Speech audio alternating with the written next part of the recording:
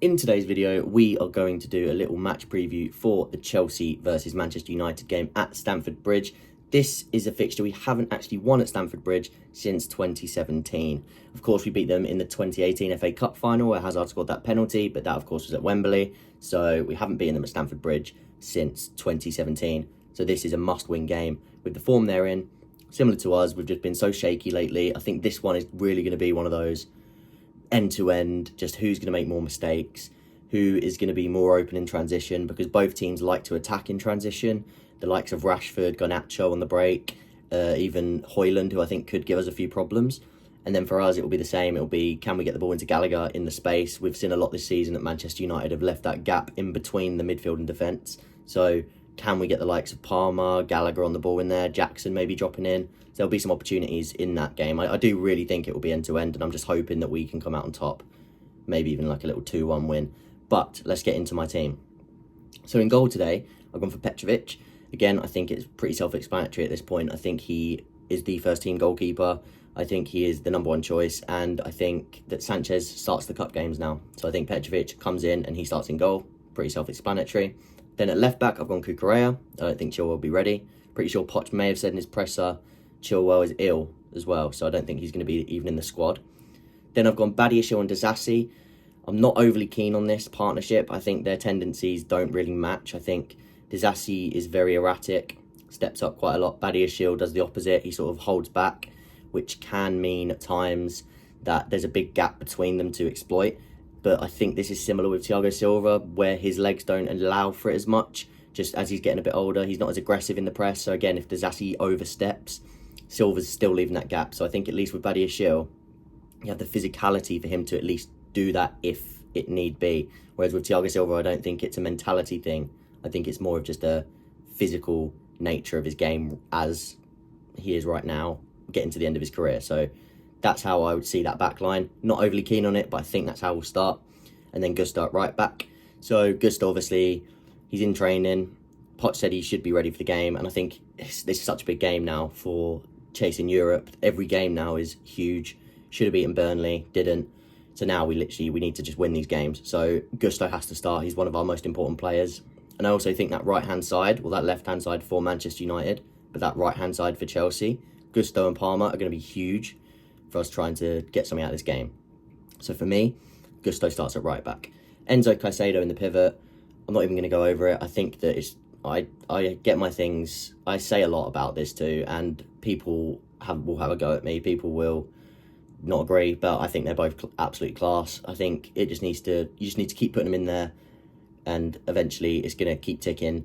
I do think they've both done good jobs in and out of form maybe, but I think Caicedo's been really good, and I think Enzo's been good when he's doing his job. I don't think he's lighting the world on fire, but I also think that even against Burnley, he was the one dropping in and dictating the play, so I was happy with him.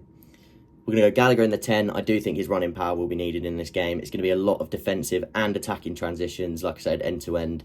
You need that engine in the midfield, so I would definitely play Gallagher in this one in the 10. Mudryk on the left, only because, again, I think in transition you could find a lot of chances getting the ball to him, and I think he deserves it more than Sterling. Yes, Sterling got the assist, which was a really nice assist for Palmer against Burnley, but then he also missed the header, so I still think Mudryk, for me, deserves to start, so I would start Mudryk. Then I'll go Palmer on the right so that he can invert inside. So again, you're sort of going to be starting to see this 3-2-4-1 shape with Gallagher and Palmer as the two 10s. Palmer will invert inside off the right. Gusto will then be allowed to go and be the right side width, basically. And then Disasi, Cucurella as the wide centre-backs, Badiashile in the middle, two pivot, and then Jackson up front, as we said. So, I hadn't actually said that yet, but Jackson is our striker. So I just think that with this team, the main thing we have to watch out for is Højlund and even Rashford in behind the likes of Disasi if they overstep. Badiashile if he doesn't step enough. Højlund getting in the gap. I think Højlund's just going to be a bully all game long. He's going to just try and get under the defender's skin. He's going to be nipping at everything. And like I said, they're going to want to attack in transition. So if Bruno can get those balls over the top into that left channel, Gusto's going to have to get back and do his job against Rashford. But then on the other side of things, I think that with Gusto getting forward down that right-hand side, Rashford's going to have a decision to make. Does he stay or does he go? So if he goes with Gusto, you're already pinning Rashford back. That's alleviating his threat on the counter. But if he doesn't go, which has happened a few times this season, Manchester United fans have moaned about Rashford's work rate. If he doesn't go with Gusto, then all of a sudden you start to see this 2v1 with Palmer and Gusto against, I'm assuming, is Bissaka. So I'll put on screen now Manchester United's team that I think they might play. But if it is Wan-Bissaka, you've then almost creating this Gusto-Palmer 2v1, and that has been one of our most lethal combinations this season. If you can get those two in space against Bissaka, you could make some very good chances down that right-hand side through Rashford basically not tracking his man. So we'll have to see how that plays out. I think they could have Casemiro come back into the midfield just to try and shore things up a bit. Not overly keen on the Casemiro-Mainu dynamic. I actually think that they need a different type of player alongside Mainu in terms of ground covering and just tendency to keep the ball, because Mainu's a lot more composed on the ball, whereas Casemiro, obviously absolute world-class player in his prime, but I just think his tendency to get rid of the ball and play it a bit further, like a bit longer, he's not got that same composure as the 18-year-old Mainu, which is crazy to say, composure of an elite level for Casemiro, and then Mainu, an 18-year-old. But Mainu just wants to slow the tempo down. He's very good at that. I just don't think they match each other in there. So I think that Casemiro maybe does come back in, but more so just for a bit of experience in these bigger games, and also so that he can just drop off, and if they need to sit off defensively a bit more, because they are going to want to attack in transition, basically.